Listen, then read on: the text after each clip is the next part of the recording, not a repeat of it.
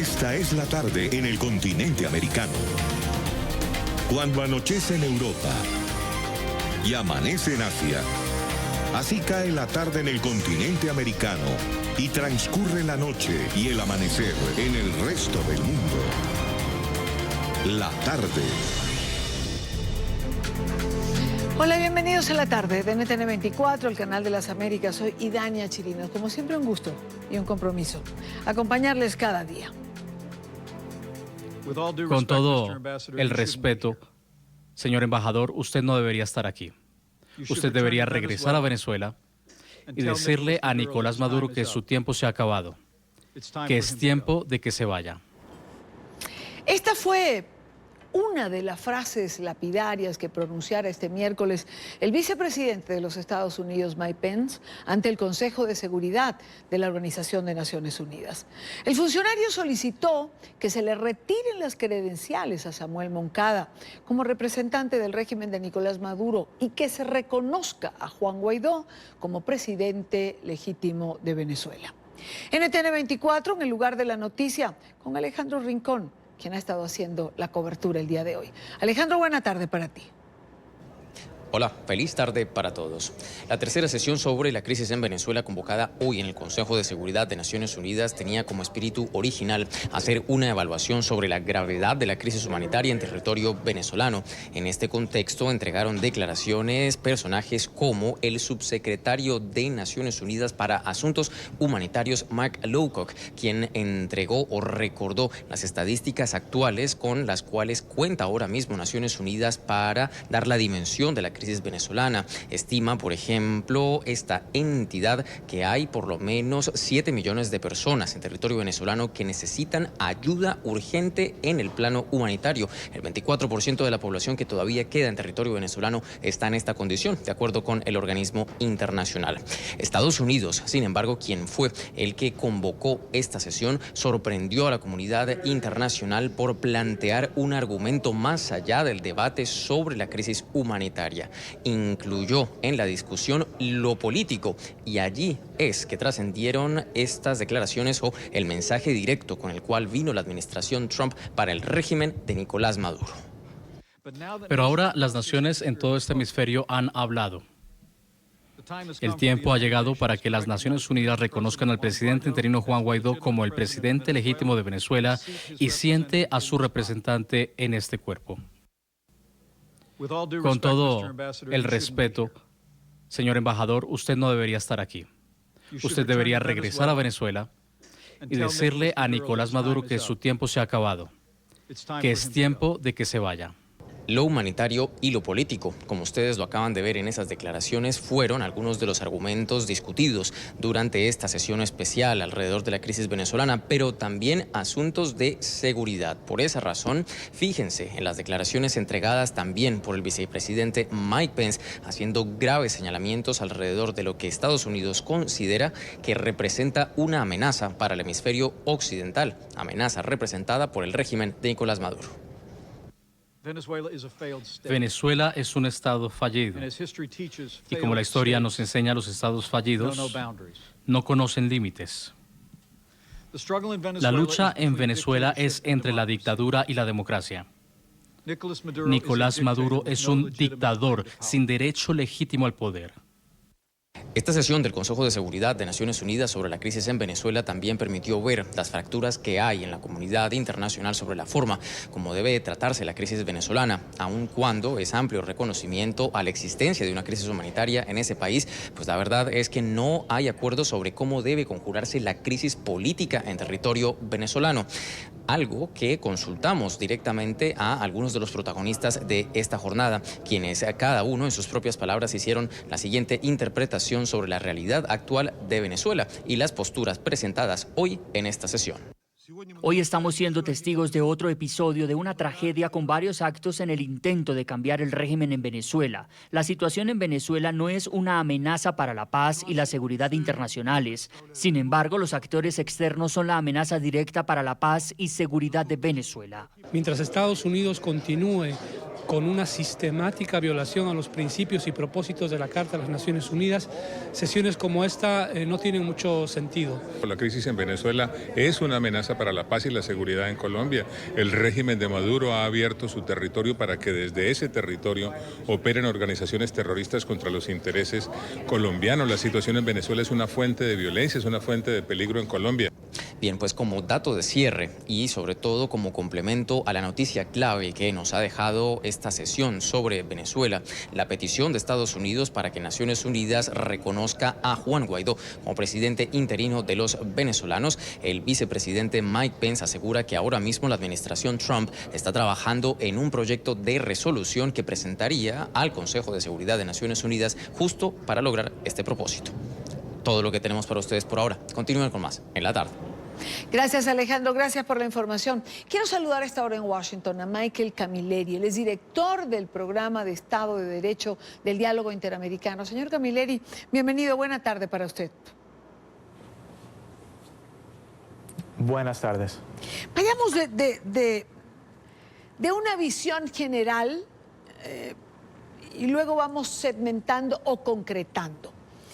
¿Qué nos deja esta reunión del Consejo de Seguridad del día de hoy a su juicio? Más allá de la fractura, como decía nuestro corresponsal, de la posición internacional quizá en buscar una respuesta única a la crisis que plantea Venezuela. Sí, yo creo que hay quizás tres conclusiones que podemos sacar de la reunión de hoy. Primero, por primera vez hay una atención por parte de Naciones Unidas sobre la crisis humanitaria en Venezuela en toda su gravedad. El encargado humanitario de Naciones Unidas dijo que 1 de cada 4 venezolanos, más de 7 millones de personas, necesitan asistencia humanitaria. Esto sin hablar de los casi 4 millones de personas que han tenido de huir del país, muchos de ellos, por supuesto, ahora residentes en Colombia. Y hoy por primera vez escuchamos a la ONU reconociendo la gravedad de la situación y haciendo un llamado explícito a la comunidad internacional de dar respuesta adecuada a la crisis. Segundo, Naciones Unidas se convierte claramente en el nuevo frente de la estrategia de los Estados Unidos para aislar diplomáticamente a Nicolás Maduro. Después de haber logrado el reconocimiento del representante de Guaidó en la OEA, ahora el vicepresidente Pence plantea que Naciones Unidas hace lo mismo.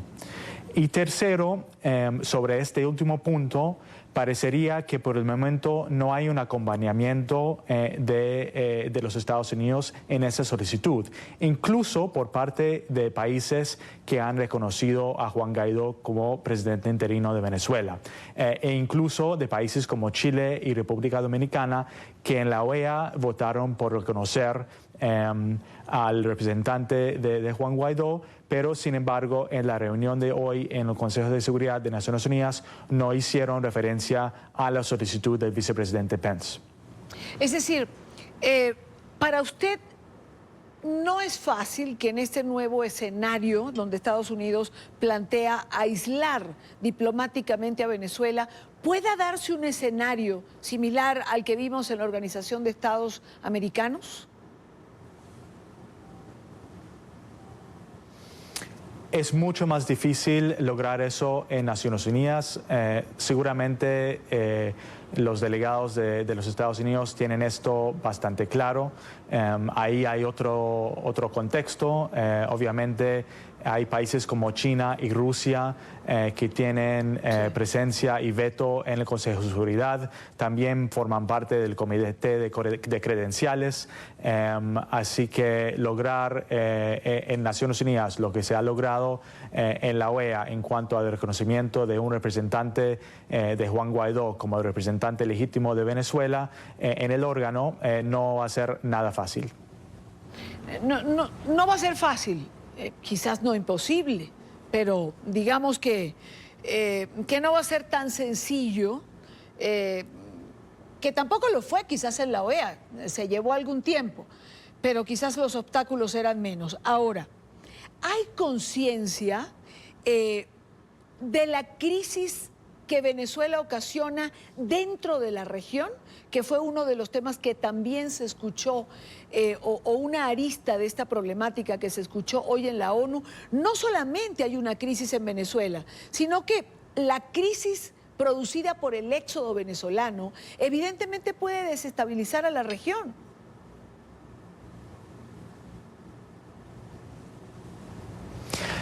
Sí, de alguna manera eso fue un tema tratado. En la reunión intervino Eduardo Stein, el representante especial de Naciones Unidas para el tema de migrantes y refugiados venezolanos en la región. Así que el impacto regional de la crisis de Venezuela claramente estuvo presente en la conversación. Sin embargo, no me queda muy claro que para países aliados a Maduro como China y Rusia, esto finalmente va a ser un factor que les hace repensar ese apoyo. ¿Hasta dónde, señor Camilleri, hasta dónde puede ser el apoyo de Rusia al régimen de Maduro? ¿Hasta dónde puede ser sólido?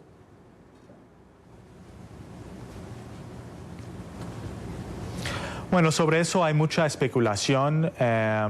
Hace algunas semanas había rumores de que Rusia posiblemente está buscando una salida elegante, reconociendo que Maduro no tenía mucho futuro y que la crisis económica de Venezuela iba a salir demasiado cara para Rusia en términos de tratar de sostener a Maduro en el poder a pesar de su manejo tan desastroso del país.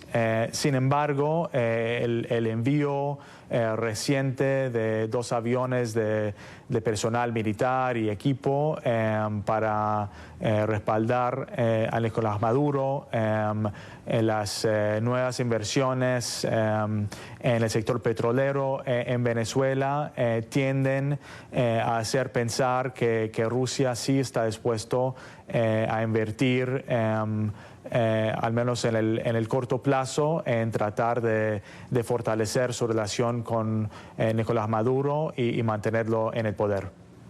¿Puede convertirse Venezuela, digamos, entre Rusia y Estados Unidos? Es un tema a discutir y es un tema que confronta. ¿Puede ir esta confrontación algo más allá por las posiciones marcadas en relación a soluciones entre Rusia y Estados Unidos?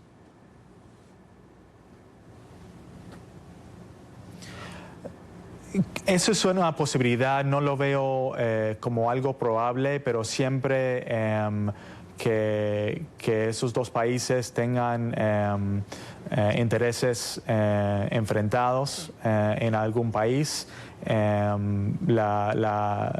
posibilidad de un enfrentamiento, un escalamiento que se convierte en una serie de provocaciones y lleva a consecuencias mayores existe, y hay que estar atento a ese peligro.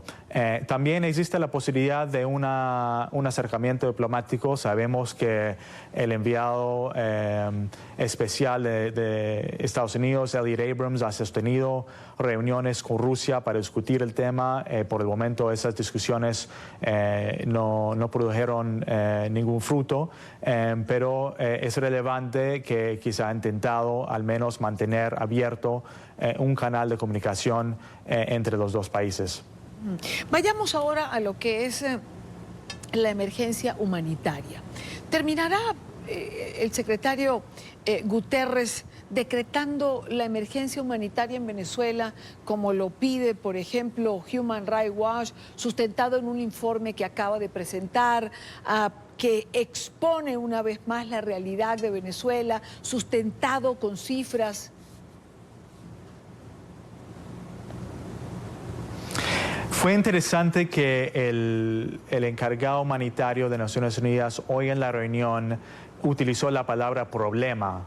humanitario y no crisis humanitaria. Yo creo que eso no es accidental.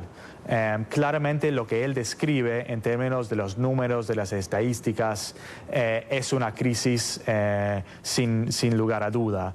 Pero suavizar el lenguaje seguramente está dirigido de alguna manera a dejar abiertos los canales de comunicación con el régimen de Maduro, que finalmente va a tener que aprobar, al menos en este momento, cualquier ayuda o programa de asistencia por parte de Naciones Unidas. Naciones Unidas tiene más de 400 personas en Venezuela, quisiera tener más para poder responder a esta crisis, pero para eso tiene que de alguna manera suavizar y manejar las relaciones con Maduro y sus aliados.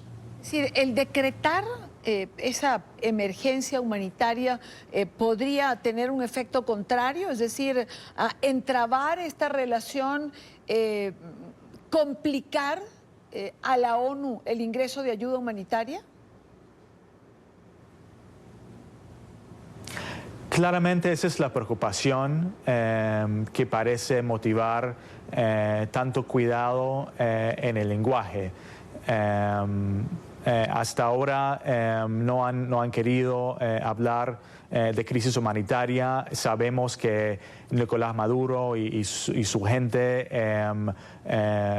siempre quieren echar la culpa a una supuesta guerra económica de fuerzas externas como Estados Unidos y no reconocer la crisis que tienen internamente y es lógico pensar que si Naciones Unidas empieza a hablar de crisis humanitaria, esto podría generar ciertas tensiones que deriva en más dificultad para acceder al país y proveer la asistencia que los venezolanos tanto necesitan. Y una última pregunta, señor Camilleri. La comisión técnica enviada a Venezuela por la alta comisionada de los derechos humanos, la señora Bachelet, ha recomendado que la alta comisionada vaya a Venezuela lo antes posible. ¿Cree usted que este viaje logre concretarse? ¿Cree usted que Bachelet tenga la libertad de moverse en Venezuela, contrario a lo que fue el desplazamiento de la comisión técnica?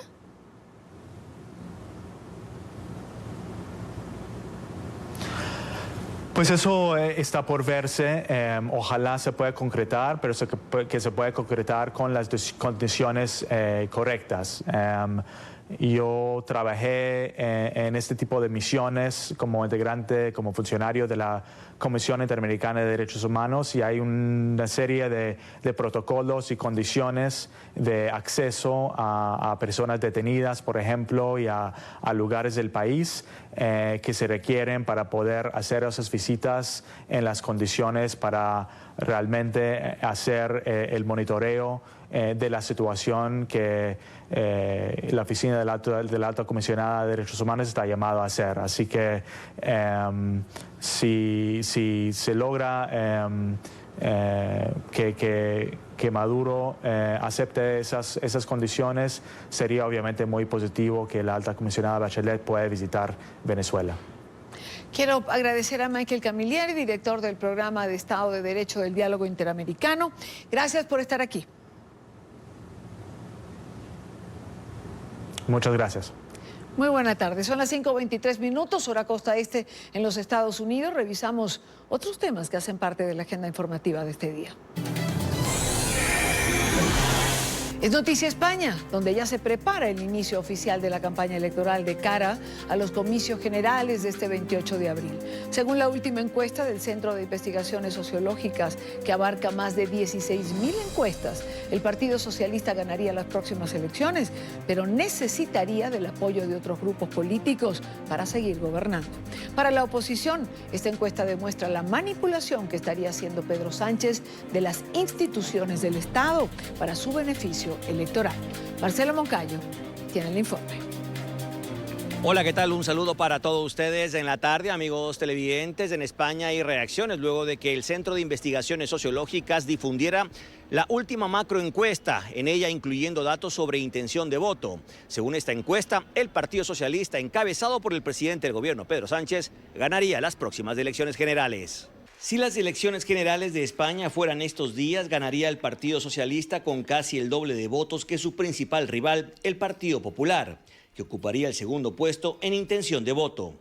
Así quedó reflejado en la macroencuesta realizada por el Centro de Investigaciones Sociológicas. Para el presidente del gobierno, Pedro Sánchez, es importante que estos datos se conviertan en votos.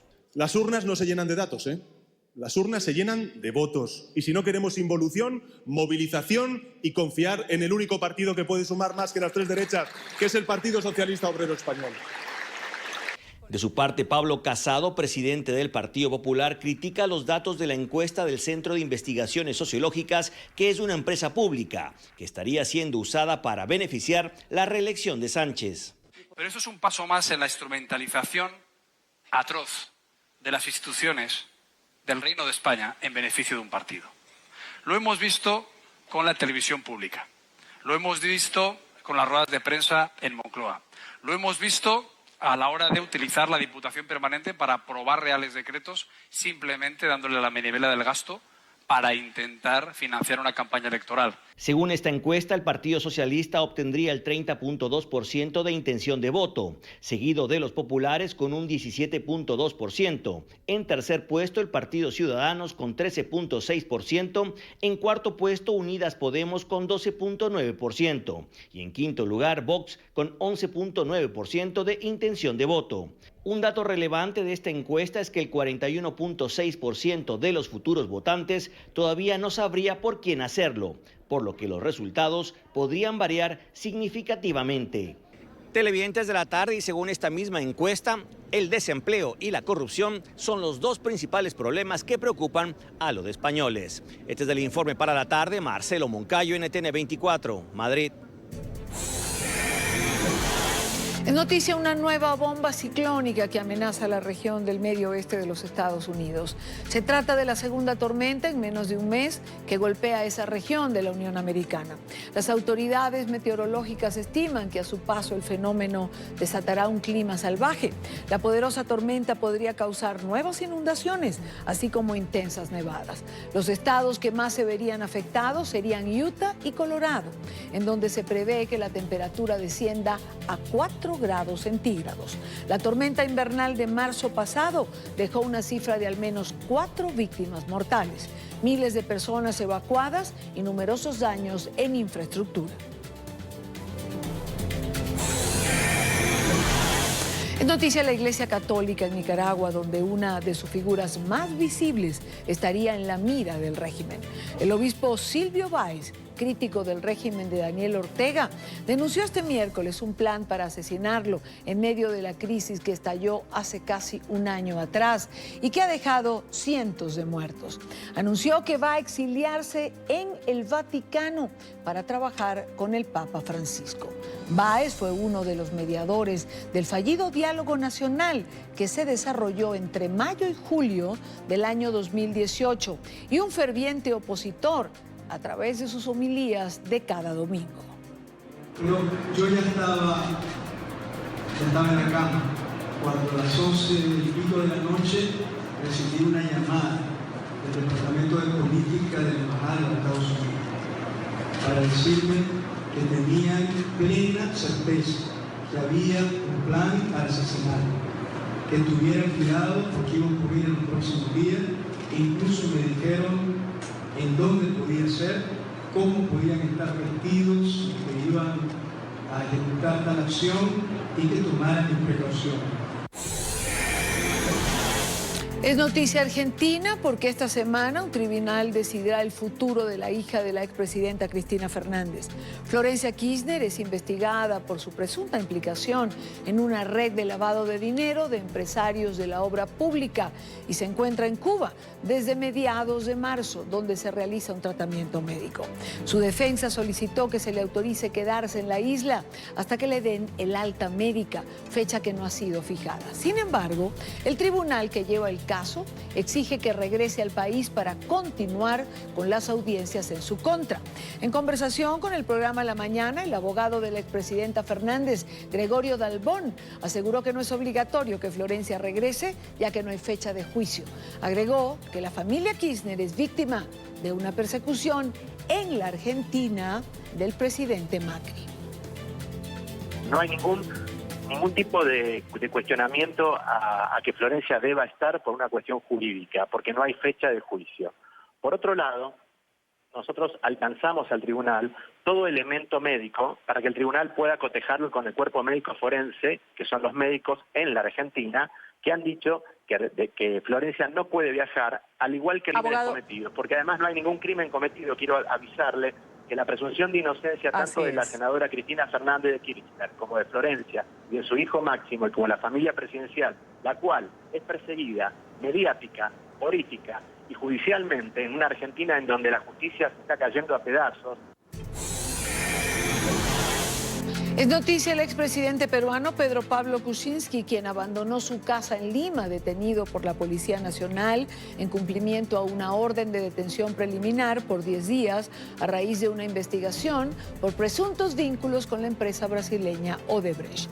Kuczynski, de 80 años, salió del parqueadero de su casa en un automóvil manejado por oficiales de la Policía Nacional rumbo a la sede de Medicina Legal y posteriormente trasladado a la sede de la Prefectura de la Policía de Lima. Para hablar de este tema nos acompaña Enzo Elguera, Chegaray, creo, CEO de la encuestadora Imasolu y analista de opinión pública. Señor Elguera, muchísimas gracias por estar con nosotros. Bienvenido en ETN24. Gracias a ustedes por el enlace y encantado de poder comentar y absolver las expectativas referente a esta noticia que ya pasó al plano internacional. Que evidentemente ha causado impacto no solamente en Perú, sino en la región. Yo comenzaría preguntándole, ¿era necesaria la privativa de libertad para el expresidente Pedro Pablo Kuczynski? Lo pregunto porque su abogado, por ejemplo, señala que nunca se ha negado a colaborar, que no dio nunca muestras de querer huir del país. En efecto, no ha habido ninguna muestra y ninguna acción ni un comportamiento que básicamente pueda hacer deducir o genere algún temor en relación a que éste pueda huir de la justicia, pueda salir del país o quizás ir a alguna embajada, como ya lo ha hecho algún expresidente tratando de salir o de evadir la justicia. No ha generado ningún tipo de acción que puedan concluir o que puedan deducir que el expresidente intente evadir o salir del país o evadir la justicia. Ahora, la pregunta que muchos se hacen es, ¿llegará a alguna parte toda esta trama tejida en torno a Odebrecht? Bueno, en efecto, es una telaraña donde han caído ya muchos expresidentes, no solamente en Perú, pero también en funcionarios del Estado. Sin embargo, no hay una conexión muchas veces directa con los expresidentes.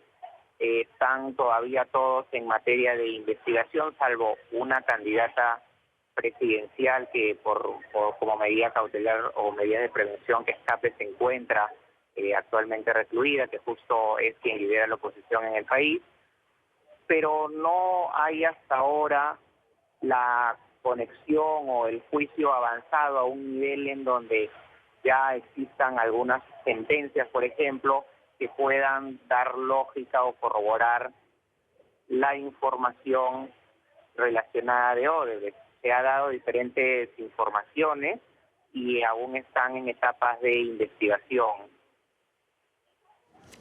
Claro, cuando usted menciona los nombres, uno recuerda en torno a todo lo que tiene que ver con Odebrecht, el expresidente Toledo, el expresidente García, bien usted mencionaba a Keiko Fujimori, Nadine Heredia, caray, la pregunta es, ¿alguien logró escapar de los tentáculos de la corrupción que parece haber esparcido Odebrecht, no solo en el Perú, para hablar con la realidad, pero digamos que en Perú esto ha tenido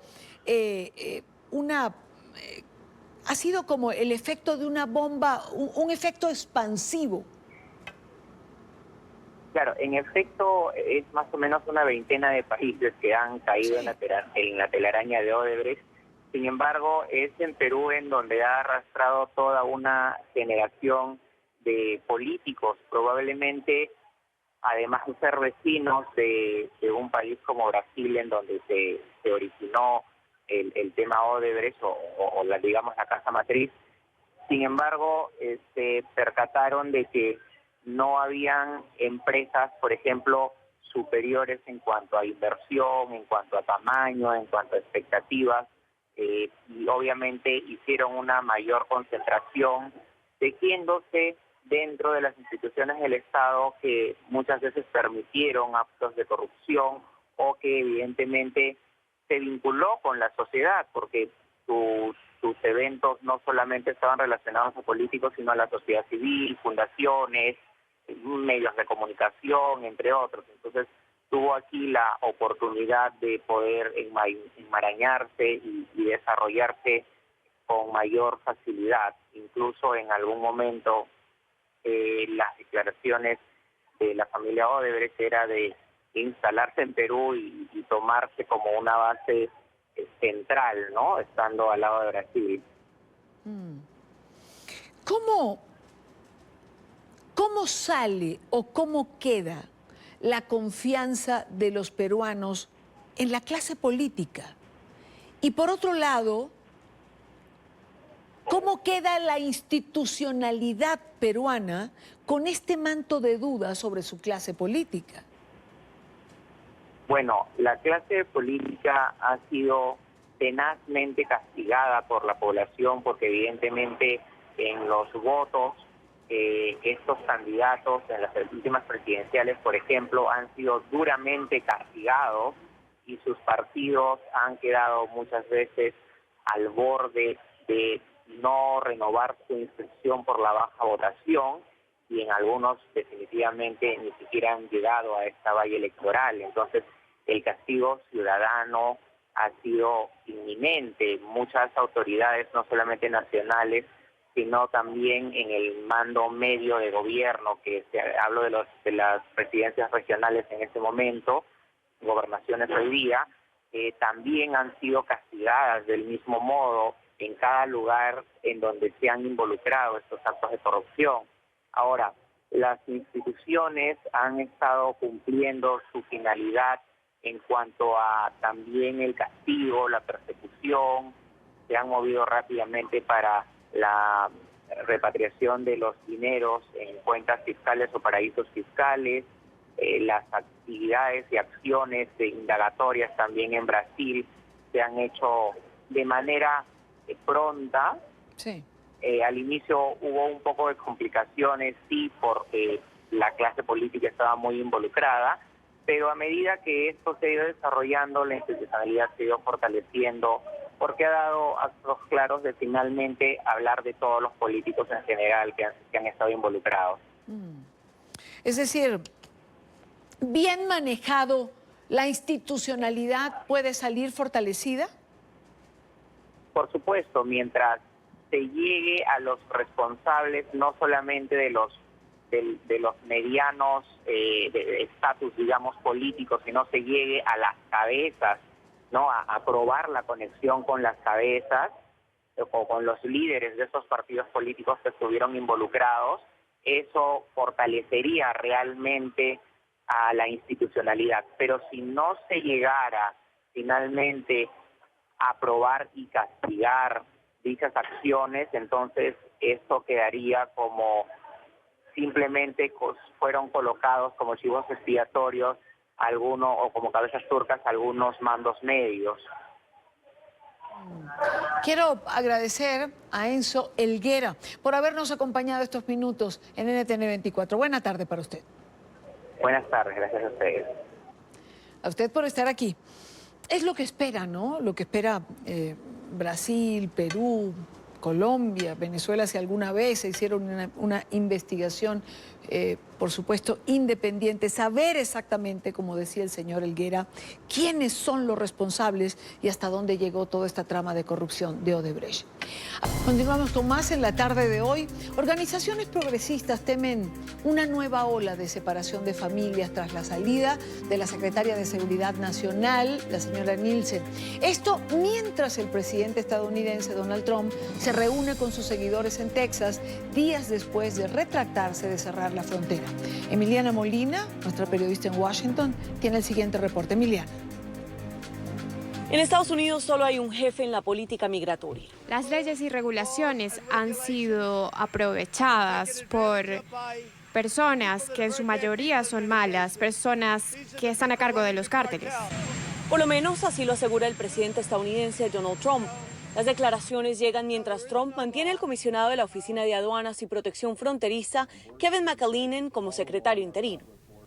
Estoy sorprendido que le tomó tanto tiempo renunciar y pensaríamos que la indignación de la separación de familias del año pasado sería suficiente para que la despidieran, pero son sentimientos mezclados. En un lado, ella es la arquitecta de lo peor de la política de anti-inmigración de Trump y por el otro lado se dice que fue despedida porque no pudo llegar lo suficientemente lejos. Trump está haciendo limpieza en el Departamento de Seguridad Nacional, posicionando a funcionarios como piezas de ajedrez para que se adapten a su agenda. Entre su despido y mucha de la otra limpieza que está ocurriendo en el departamento me hace pensar que muchas cosas peores están por venir y eso da miedo en esta administración que ya es lo más anti-inmigración que puede ser. Recientemente el Ejecutivo asegura que no intentaría revivir la política de separación de familias, una política que expertos dicen no funcionó.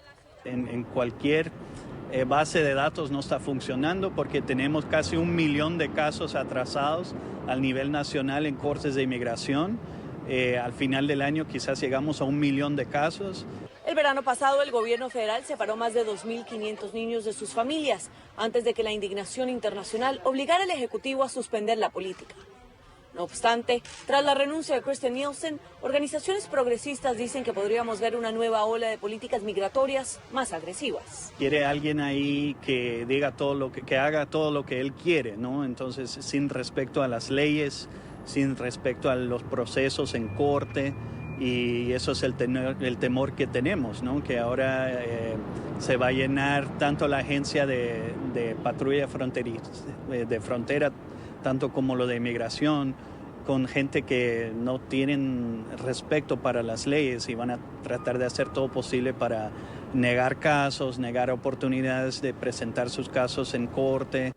Sin importar las advertencias ni las políticas migratorias de Donald Trump, esta madrugada un grupo de al menos 500 centroamericanos partió desde San Pedro Sula, en Honduras, con destino a la frontera sur de los Estados Unidos, en una nueva caravana migrante. Este primer grupo se encontrará con otros miles de migrantes en la frontera entre Guatemala y México y conformarán lo que se ha denominado como la Caravana Madre.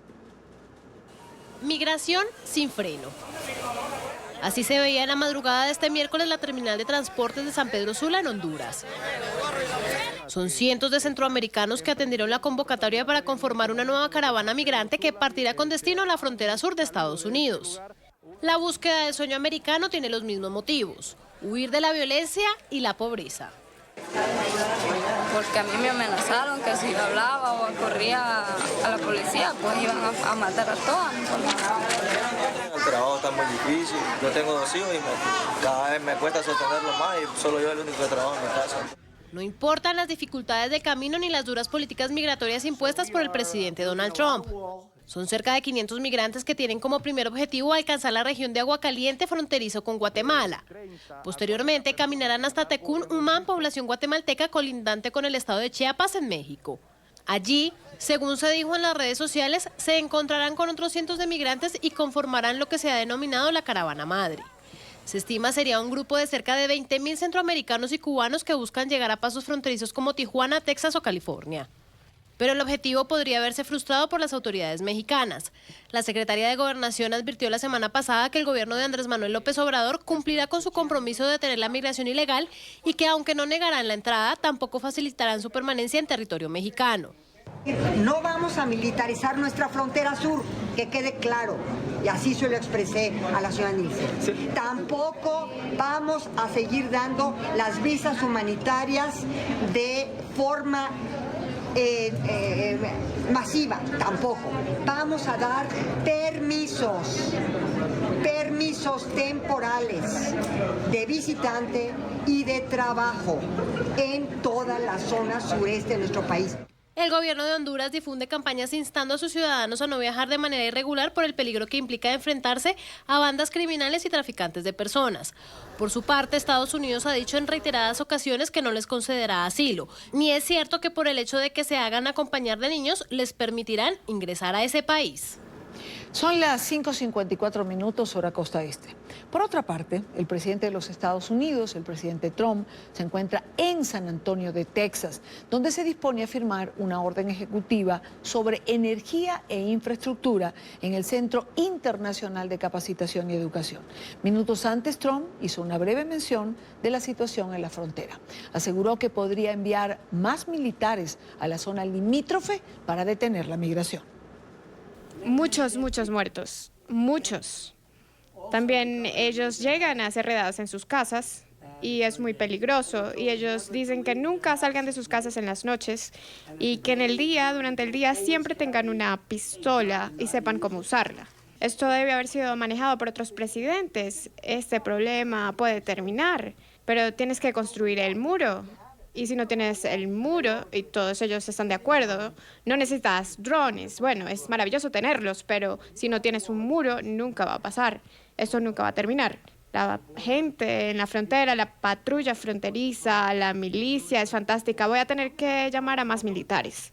Pero nuestra milicia, no se olviden, no puede actuar como una milicia actuaría, porque si se ponen un poco duros, todo el mundo se va a volver loco. Así que nuestra milicia no puede actuar como ellos normalmente actuarían, o digamos, como otra milicia de otro país actuaría. Todas estas leyes horribles que los demócratas no cambiarán, yo creo que ellos van a pagar un gran precio en 2020. Y en otro orden de ideas, el secretario general de la Organización de Estados Americanos, Luis Almagro, recibió este miércoles las credenciales que ratifican a Gustavo Tarre como representante del presidente interino de Venezuela, Juan Guaidó, ante este organismo internacional. Esto después de la contundente votación el día de ayer, en la que Tarre fue reconocido como embajador designado por el Parlamento de Venezuela. NTN 24, en el lugar de la noticia con Carolina Valladares. Carolina, buena tarde para ti. ¿Qué tal? Buenas tardes. Gustavo Tarre ya es oficialmente el nuevo representante permanente de la Asamblea Nacional de Venezuela tras la resolución de ayer aprobada con 18 votos a favor, 9 en contra y también con 6 abstenciones.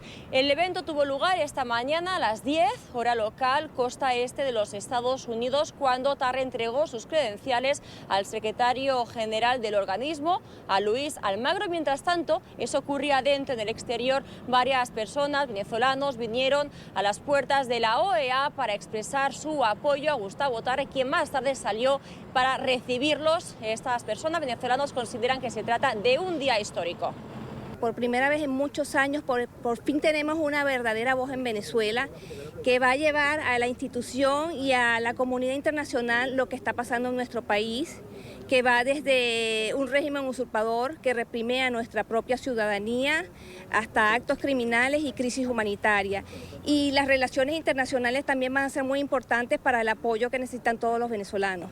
Vine porque soy venezolano y mi familia está en Venezuela y todos los días me pesa el hecho de no poder estar allá luchando. Entonces esta es mi manera de mostrarle al mundo que sí se puede, que lo vamos a ir logrando y todos los venezolanos tienen que ir mostrar su esfuerzo para poder llevar a cabo este proceso democrático.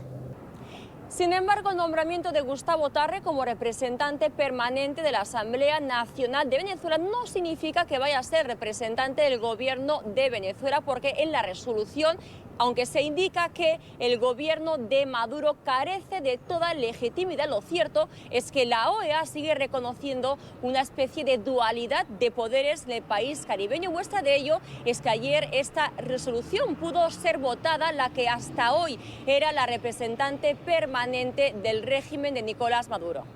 Que la Organización de Estados Americanos no reconoce a quienes representan al gobierno usurpador o quienes representaban al gobierno usurpador de Venezuela. El Consejo Permanente, al reconocer mi nombramiento, está aceptando lo que decidió la Asamblea Nacional, que es el único órgano legítimamente elegido por el pueblo en Venezuela, y el presidente encargado, Juan Guaidó. Señor presidente, el único modo que yo, como representante del Estado venezolano, miembro pleno de esta organización, con todos los derechos ejercidos por más de 70 años, el único modo, repito, que yo me pare de esta silla, sin violar la ley internacional, sin violencia, sin trampa, sin fraude, sin manipulación jurídica y sin arbitrariedad, es que tenga en sus manos la resolución aprobada por la Asamblea General Extraordinaria de la OEA, donde 24 estados votaron por la suspensión de los derechos del Estado venezolano en esta organización. Sin esta resolución de la Asamblea General, todo acto es nulo y significa el fin de la vigencia de la Carta Fundacional. Mientras tanto, México, país que ayer votó en contra de esta resolución, sigue protestando contra lo que cree que es un precedente peligroso. Según las autoridades mexicanas, esta resolución implicaría que de ahora en adelante cualquier país miembro de este organismo que tenga poderes ejecutivos, también judiciales, cualquiera de estos poderes pueda de ahora en adelante también, pues ¿por qué no presentar a sus propios embajadores ante este organismo? El régimen de Maduro insiste en rechazar esta resolución. Recordar que fue el propio Maduro quien hace 2 años inició el proceso de salida de la OEA, un proceso que culminará este día próximo 27 de abril. Este es el reporte desde Washington, Carolina Valladares para NTN 24. Gracias, Carolina, gracias por la información. Son las 6:01 en Caracas, Venezuela. Hora de ir a la pausa y al regreso hablamos de ese nuevo apagón que afectó 20 de los 23 estados que conforman esta nación sudamericana. Al regreso. Son las 6:08 en la costa este de Estados Unidos, 6:08 en Caracas, Venezuela. El presidente interino, Juan Guaidó, celebró el reconocimiento de Gustavo Tarre como embajador encargado de Venezuela o representante de Venezuela ante la Organización de Estados Americanos. En conversaciones con NTN 24 aseguró que se trata de un gran logro a nivel diplomático, pero insistió en que la victoria definitiva llegará con el cese de la usurpación. Yo creo que fue un gran logro del pueblo de Venezuela, nuestra lucha, nuestra consistencia, nuestra persistencia de llenar y colmar las calles una y otra vez. El mundo reconoce la lucha de Venezuela por la libertad, por la democracia. Esto es un gran avance diplomático, un gran logro para nuestra diplomacia que debe avanzar, que no se quedará ahí. Nuestro logro definitivo será cuando cese la usurpación, cuando tengamos un país nuevamente con servicios públicos eficientes para nuestra gente, cuando atendamos y contengamos la emergencia humanitaria y sanitaria que hoy existe en Venezuela, cuando se detenga el flujo migratorio y Venezuela vuelva a ser un país de inmigrantes, de potencial, de progreso. Pero en lo inmediato, bueno, celebrar ese gran triunfo que también nos va a abrir las puertas a otros organismos, que nos va a abrir las puertas a preparar la transición, que nos va a abrir las puertas al cese definitivo de la usurpación. Ayer, en la OEA, cesó la usurpación en la silla que representa a Venezuela y definitivamente a todos los venezolanos. Muy pronto entonces será el cese de la usurpación en Venezuela. Por otra parte, el presidente encargado también se refirió a la posibilidad de diálogo que ha planteado el régimen de Maduro. Aseguró que lo que corresponde es más presión contra el régimen y que no permitirá que se repita una burla a países de la región que quieran participar como garantes. En el marco del cese de la usurpación, gobierno de transición y elecciones libres, lo que corresponde es ejercer la presión necesaria desde Venezuela, desde la comunidad internacional, la cooperación, como he venido haciendo, como se ha venido trabajando, como se ha venido logrando. Caso ayer en la OEA y hoy que se está discutiendo además en la ONU, por cierto, en el Consejo de Seguridad nuevamente el caso Venezuela. El Consejo de Seguridad, por cierto, que negó hace unos meses la crisis humanitaria y que reconoce por vía de los hechos cuando logramos que ingresara a través de la Cruz Roja, ¿no? Y reconoce este régimen que la causó. Cuando hablamos de emergencia humanitaria compleja, es decir, fue por causa humana que se generó, no por un tornado, no por una catástrofe natural, no. Ellos generaron esta crisis y la reconocen ahora de manera muy clara. Así que debemos nosotros seguir avanzando, y lo que nos vamos a permitir nosotros los venezolanos es que se burlen nuevamente, como se burló, por cierto, Nicolás Maduro de México en ese momento, como se burló de varios presidentes y cancilleres de la región. Nosotros no vamos a permitir que se burlen de los venezolanos utilizando un elemento para distender mientras hace falta comida, hace falta el ingreso a la ayuda humanitaria, hace falta agua, hace falta luz, hace falta un cambio definitivamente en Venezuela, y ese es nuestro gran clamor. Nuestro gran clamor, no digo Juan Guaidó, digo el pueblo de Venezuela entero, que está no solamente clamando, sino trabajando, organizándose a través de la Operación Libertad, a través de los distintos sectores, para presionar aún más a un régimen que está de salida para lograr la libertad de nuestro país. Y a propósito de luz, el presidente interino de Venezuela también hizo referencia al más reciente apagón que afectó a la mayor parte del país. Aseguró que se trata de una muestra más de la incapacidad del régimen para responder a las necesidades del pueblo venezolano. Y esto lo hacía en las declaraciones que en horas de la mañana daba a nuestro periodista Luis Laya. Si no fuera tan catastrófico, diera risa ya los argumentos del régimen, cuando hablan de que entre 30, 60, 90 o un año pueden resolver el problema eléctrico de racionamiento. Y hasta la fecha no han dicho ni siquiera, son tan incapaces, no pueden manejar ni siquiera el sistema eléctrico venezolano, que ni siquiera han podido poner un plan de racionamiento. Porque se presenta un plan de racionamiento, se presenta un plan, días, horas, ¿hasta cuándo? Ni siquiera eso el régimen de Maduro ha logrado, demostrando simplemente su incapacidad y lo que hemos venido denunciando durante años, que se robaron el dinero del sistema eléctrico nacional, que toda la inversión en termoeléctricas fracasó, que no hay ni el 9% de la capacidad instalada funcionando, es decir, 33.000 millones de dólares perdidos, 100.000 millones invertidos en el sistema eléctrico durante 10, 11 años, también desapareció, y eso simplemente nos lleva a lamentar profundamente, porque pagamos la crisis todos los venezolanos. Ahora las amenazas, eso está a la orden del día, y no ha sido lo que nos ha detenido. Y a propósito del apagón que afectó 20 de los 23 estados de Venezuela, las fallas que completan 16 horas se mantienen en el 25% de todo el territorio venezolano. Millones de personas tienen restricciones para acceder a los servicios públicos. En Caracas, Oliver Fernández preparó este informe para ustedes. A las 11:20 de la noche de este martes se registró un nuevo apagón que duró 2 horas. Sin embargo, no se ha restablecido el servicio en su totalidad. Hay quienes perdieron sus artefactos eléctricos y la comida. Me ha dañado la nevera, sí, y se me ha dañado comida.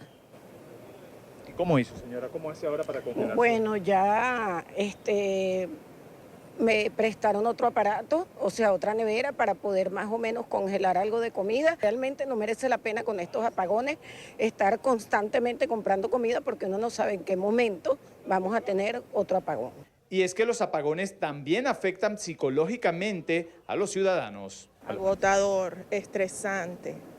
Yo creo que todo el mundo ahorita está viviendo con estrés continuo, la rigidez en las nucas. Es rudo vivir en Venezuela. El estado Zulia es el más afectado por la crisis eléctrica. La presidenta de la Comisión de Política Interior del Parlamento lo califica como una violación a los derechos humanos. La señora Michelle Bachelet ayer anunciaba su visita a Venezuela, y nosotros debemos aprovechar esa visita para Venezuela para que antes de que llegue esa visita ya la alta comisionada de los derechos humanos de la ONU y la ONU tenga en sus manos toda la precisión de violación de derechos humanos que ocurre en Venezuela.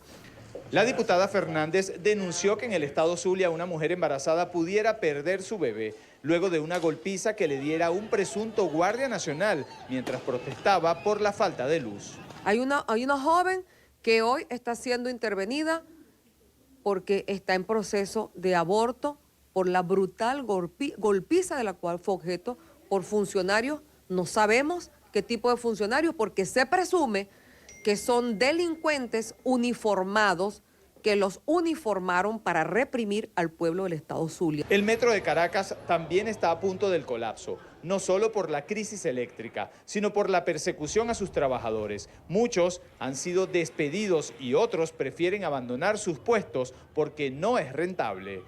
Pasan de 100 los trabajadores despedidos, y todo trabajador que esté activo y que quiera alzar su voz, reclamar sus derechos dentro de un marco legal, simplemente estos señores no se sientan a hablar, sino que son objetivos. Es un tema político. Yo quisiera que me explicaran porque en la Constitución y en la Ley del Trabajo no está ese tema, no está ese concepto de que somos un objetivo político. Se espera que en los próximos días el presidente encargado de Venezuela, Juan Guaidó, visite al estado Zulia y también otras entidades del occidente del país. En Caracas, soy Oliver Fernández, NTN 24. Gracias a Oliver Fernández por la información. Este apagón ocurría, como bien lo decía, en la noche de ayer y evidentemente esto crea un estrés a los venezolanos, un estrés adicional al que ya cargan de forma cotidiana. Mientras la crisis avanza, puertas adentro, en lo que va de semana para Venezuela, ha sido una semana o estos primeros días en la que ha estado en el primer plano de la noticia internacional. Se ha producido información en la OEA, en la Casa Blanca, hoy en la ONU. Por eso quiero saludar en nuestros estudios en Caracas a Milos Alcalay, al embajador Milos Alcalay. Él fue embajador de Venezuela ante la ONU entre los años 2001 y 2004. Embajador, buena tarde. Gracias por acompañarnos, por estar con nosotros una vez más. Isdania, muy honrado y muy feliz de estar en tu programa. Igualmente para nosotros tenerlo. Embajador, como decía, estos días han sido para Venezuela importantes a nivel internacional. Yo quiero que repasemos varios eventos. Quiero comenzar por lo que ocurrió ayer en la Organización de Estados Americanos, donde se reconoce al representante nombrado por el Parlamento venezolano, nombrado por la Asamblea Nacional, representante, por supuesto, del presidente interino. Esto es la primera vez que ocurre. Esto fue un acto histórico dentro de la Organización de Estados Americanos. ¿Qué significa esto y qué ha significado este día para Venezuela, para la lucha de quienes buscan el retorno de la democracia al país? Y Dania, el día de ayer fue un día, como tú señalas, histórico, un día de enorme satisfacción, no solamente para Venezuela, como decía el presidente interino Guaidó, la denuncia de la usurpación y el reconocimiento a los tres principios fundamentales, que es desconocimiento de la usurpación, buscar los mecanismos para llegar a crear un gobierno de transición, un gobierno de salvación nacional dentro de este drama y finalmente ir a elecciones bajo el estándar de una democracia como el resto de América Latina. En segundo lugar, la designación de Gustavo Tarre es muy acertada.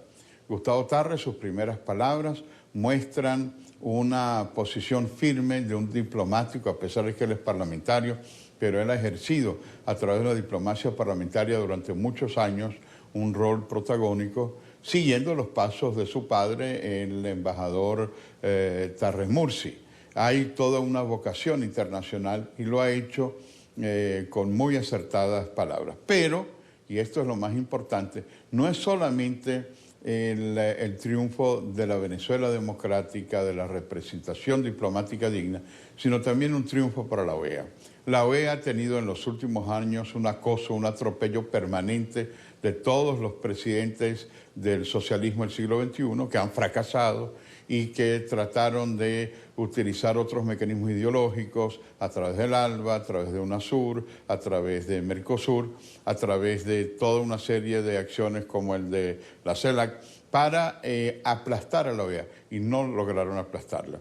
Ayer se reafirmó la Carta de la OEA de 1948 basada en la democracia, en la dignidad de la persona humana, en la vigencia de los derechos humanos y de las libertades.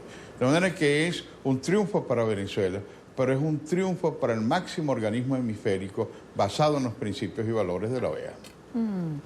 Esta es una arista importante, porque como usted señala, los gobiernos que se han amparado bajo la premisa del socialismo del siglo XXI han acosado a la OEA, han creado organismos con la intención de disminuirla, de quitarle influencia, de reducirla, y sin embargo no lo han conseguido. ¿Tiene también en esto que ver la actuación del secretario Luis Almagro? Sí, sin lugar a duda. El secretario general Luis Almagro es el que ha logrado interpretar ese clamor de defensa de los principios. Lo ha hecho con mucha valentía, sí. Lo ha hecho con mucho profesionalismo, pero al mismo tiempo poniendo en riesgo a que algunos países con la tentación totalitaria pudieran, y en efecto han tratado de bombardearlo. Luis Almagro ha sido un factor fundamental porque basado en los principios, no solamente en la Carta de la OEA, no solamente en la Carta Democrática Interamericana, sino yendo a la frontera, a las fronteras en donde el drama se vive, denunciar ante el mundo y denunciar en el hemisferio una posición que ha llevado a que en el día de ayer la mayoría de países hayan votado a favor de la presencia del representante permanente Gustavo Tarre, mientras que ese hostigamiento del régimen de Maduro, independientemente de esa actuación, tenía que dejar la OEA el 24 de abril. Y en este momento la democracia venezolana vuelve a darle respaldo a la OEA y ser respaldada por la OEA.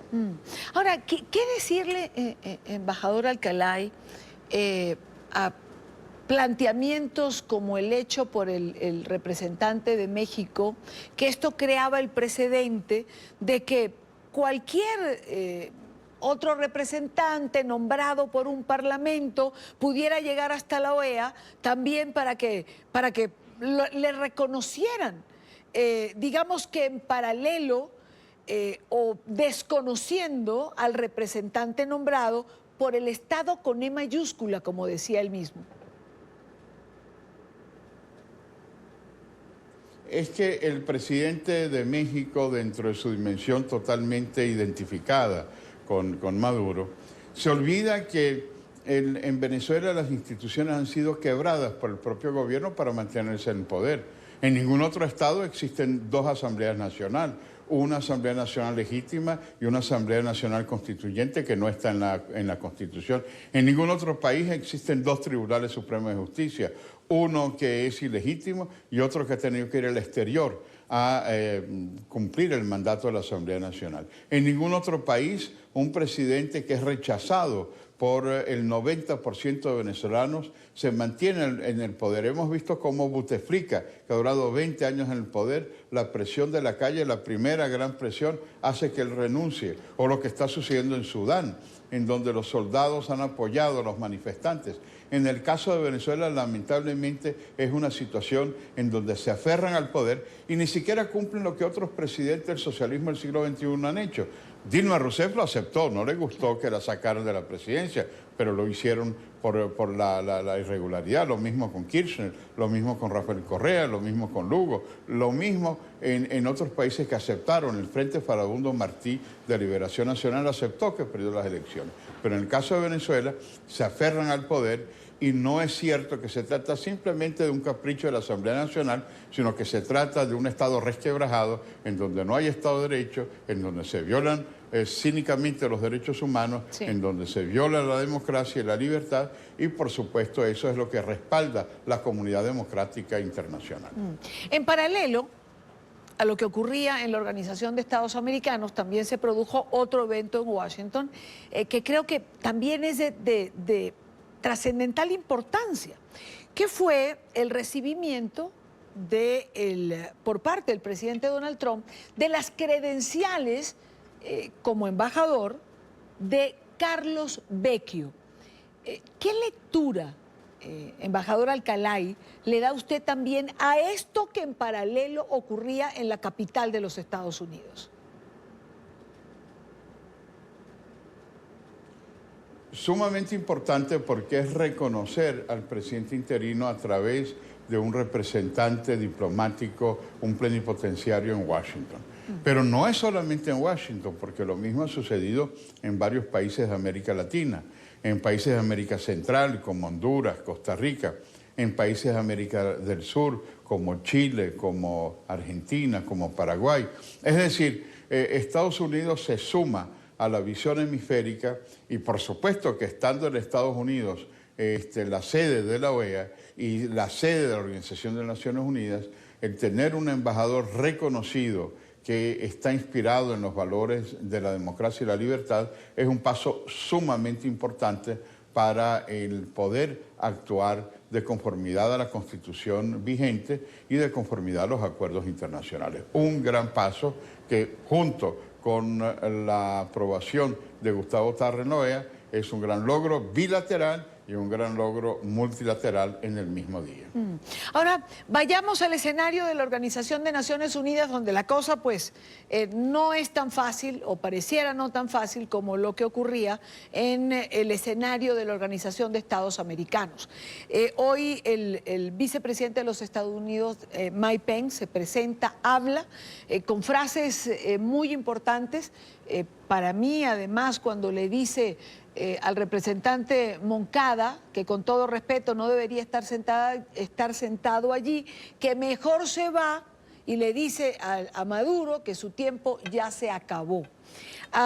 También interviene Rusia, que una vez más manifiesta su apoyo a Venezuela y dice que no está de acuerdo con la política de los Estados Unidos en relación a la solución que plantea para Venezuela. ¿Cuál es su lectura, embajador Alcalay, de lo que ocurrió hoy?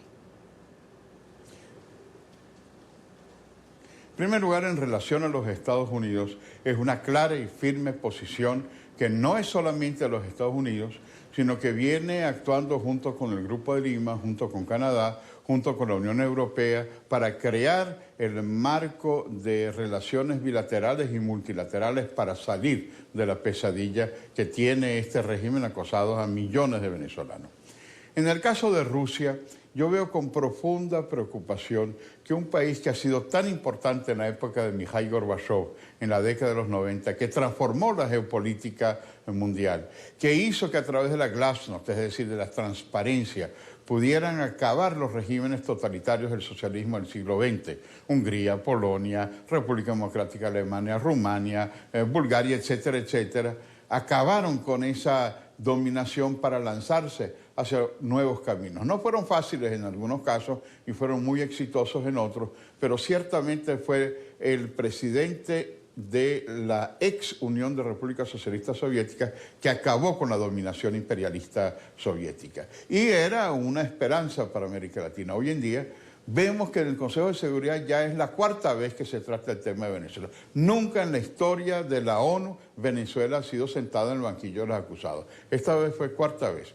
Y temas muy distintos. El tema del éxodo masivo, el tema de la ayuda humanitaria, el tema del colapso económico, el tema que tiene que ver con la violación de derechos humanos. Y en cada una de estas resoluciones, Rusia ha opuesto el veto por tratarse de rechazar la intervención militar. Pero nunca se planteó el Consejo de Seguridad de las Naciones Unidas una intervención militar. Porque ese ritornelo es la misma historia que repite el gobierno, el señor Jorge Rodríguez, repitiendo una y otra vez que es la intervención. La única intervención militar que hay en Venezuela es la cubana. La única intervención militar es, lamentablemente, violando el Tratado Interamericano de Asistencia Recíproca, son los aviones militares rusos.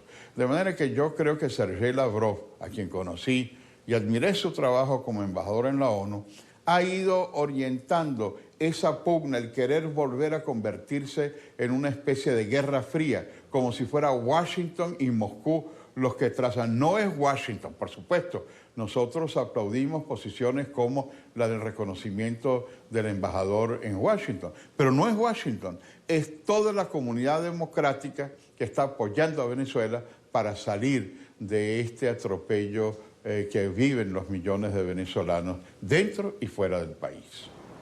Milos Alcalay, el embajador Milos Alcalay con nosotros. Muchísimas gracias por estar en NTN 24. Creo que hacía falta repasar estos eventos que no pueden pasar desapercibidos porque han sido triunfos del trabajo que se ha venido haciendo desde el gobierno interino presidido por Juan Guaidó en Venezuela, buscando ese reconocimiento internacional que permita a otras acciones que a posteriori se van a venir desarrollando. Embajador, un gusto saludarle y un gusto tenerle.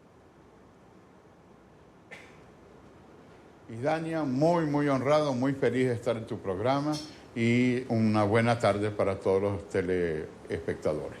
Gracias, embajador. Con esto hacemos una pausa en la tarde, no sin antes invitarlos a que se suscriban en nuestro canal en YouTube. Lo tienen en pantalla, www.youtube.com/NTN24. La señal en vivo de nuestro canal y todos nuestros contenidos para que usted esté siempre bien informado. Parte del programa nos acompaña Arturo López Levi, él es profesor asistente del Gustavus Adolphus College, analista en temas de Cuba. Profesor, buena tarde, gracias por acompañarnos. Es un gran placer estar con ustedes. ¿Cuán legítima puede considerarse esta constitución que se proclama en Cuba con todo el protocolo que le da el régimen cubano, pero que para otros tiene poca legitimidad? Mire, yo creo que el día en el cual la Constitución se proclama es singular, porque es el 10 de abril que evoca la Constitución originaria cubana que fue proclamada en 1869 en Weimar, en la época de la lucha cubana por la independencia. En la manera en que el gobierno y yo diría los diferentes actores afines han presentado la Constitución y fue discutida, es que se trata de una Constitución en condiciones de emergencia, en una situación en la cual el país sigue siendo parte de lo que se llama en el discurso oficial una tradición de lucha.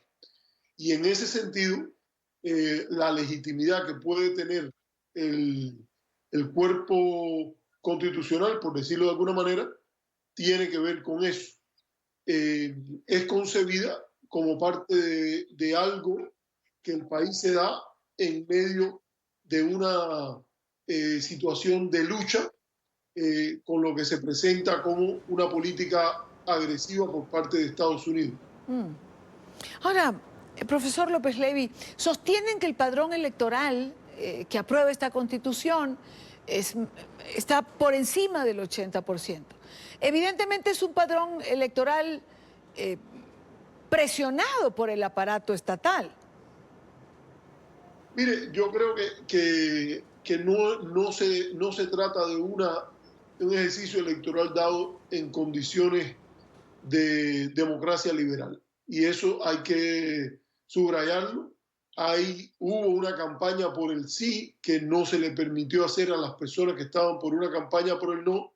Así que es importante entender que no se trata de un plano nivelado.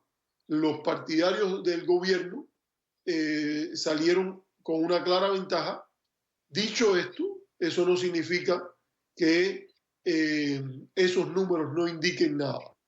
Se puede comparar esos resultados con los resultados que han obtenido ejercicios similares en otras épocas, y lo que se puede decir que hay una consolidación, digamos, de una masa crítica. No se puede decir que sea mayoritaria, pero sí de una masa importante, alrededor del 20%, que expresa un voto claramente disconforme.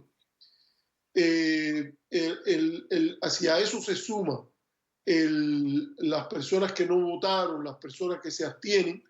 Tenemos que hablar de un número incluso mayor. Eso quiere decir que el gobierno es un gobierno que carece de apoyo popular. Yo creo que no. Eso lo que indica es que la asunción que el mismo gobierno se ha dado de que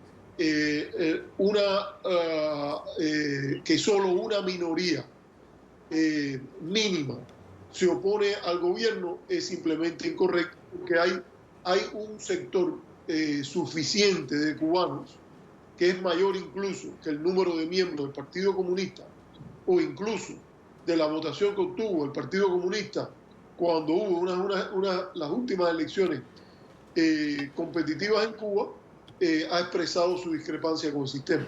Pero ¿usted ubica la disidencia cubana tan solo en un 20%? No, yo creo que hay que distinguir entre lo que es un voto disidente y lo que es un voto opositor. El voto disidente puede incluir el voto que disiente, que está desconforme con las posiciones políticas. No todo el que votó no todo el que se abstuvo lo hizo porque quería expresar una posición, digamos, partidaria de acabar con el gobierno mañana. Hay múltiples razones. Está el tema, por ejemplo, del matrimonio homosexual, que fue un tema que tuvo gran realce en la discusión del elemento constitucional, la movilización en torno al mismo de las comunidades religiosas, que no necesariamente implican un voto opositor. Hay también grupos que estaban identificados con esa agenda que se sintieron decepcionados cuando la lectura o la redacción del artículo 68 de la Constitución dejó abierta la posibilidad del matrimonio homosexual, pero no la ratificó tal y como estaba en la redacción original. Yo le digo, hay que ver este proceso dentro de un ejercicio no democrático liberal. Si usted se pone a medir el sistema cubano como un sistema democrático liberal, está partiendo de una premisa incorrecta, porque no es un sistema democrático liberal. Sus fuentes de legitimidad funcionan de manera distinta. Ahora, esta Constitución en particular, ¿trae algún cambio positivo para usted? Podemos decir que según los estándares proclamados por las organizaciones que administran los pactos de derechos civiles y políticos y los pactos de derechos económicos y sociales, todavía esta Constitución tiene distancia. Dicho esto, hay cambios que son importantes, que hay que registrar y que van a ser relevantes en el contexto cubano actual. La ampliación de los derechos de viaje, derechos de conciencia religiosa, el derecho a la propiedad privada, la facilitación de cambios en la dirección del mercado, las regulaciones, por ejemplo, que incluyen los derechos de los detenidos, incluyendo el derecho a hacer una llamada, son cosas que, sin lugar a dudas, implican una liberalización, que yo diría es un paso positivo, dentro del contexto de un régimen de un solo partido. Ahora, no quiero despedirlo sin antes preguntarle sobre la circunstancia de Cuba, Venezuela, las sanciones de los Estados Unidos en relación a los barcos que trasladen petróleo de Venezuela a Cuba. ¿Puede esto significar una presión para el régimen? ¿Puede afectar además la precaria economía de la isla? Ahora sí creo que va a haber presiones económicas en torno a esto de la relación energética entre Cuba y Venezuela, pero yo creo que si algo ha aprendido el gobierno cubano es a manejar muy bien la escasez y buscarán fuentes alternativas, y no creo que esté a la orden del día que estas medidas vayan a producir un colapso o un deterioro significativo de la situación económica cubana. Quiero agradecer a Arturo López Levy, profesor asistente del Gustavo Adolphus College y analista en temas de Cuba. Gracias por estar con nosotros. Es un placer. Final de la tarde. Gracias por habernos acompañado. Síganos en Twitter, en Instagram. Allí están nuestras plataformas, y mañana a la misma hora para compartir, debatir, analizar la agenda informativa del día. Buena tarde.